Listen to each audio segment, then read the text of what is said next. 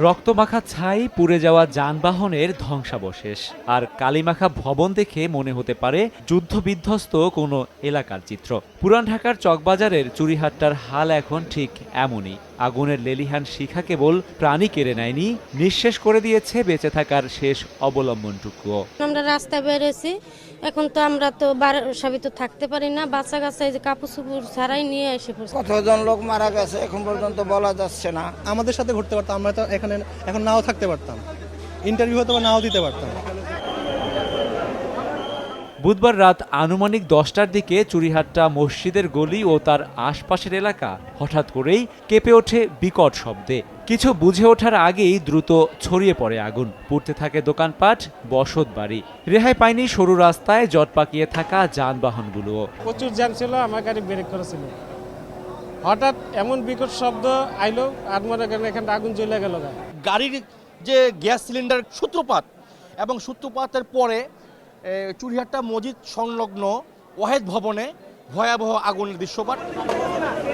বিভিন্ন দাহ্য পদার্থ থাকায় আগুনের ভয়াবহতা বাড়তে থাকে দ্রুতই। ফায়ার সার্ভিসের 37টি ইউনিটের সাথে আগুন নিয়ন্ত্রণে যোগ দেয় বিমান বাহিনীর 2টি হেলিকপ্টার। এরপর বেলা 11টার দিকে বশমানে আগুন। এর ঘণ্টাখানিক পরেই আসে উদ্ধার কাজ সমাপ্তির ঘোষণা। উদ্ধার কাজ এবং আগুন নিয়ন্ত্রণের কাজের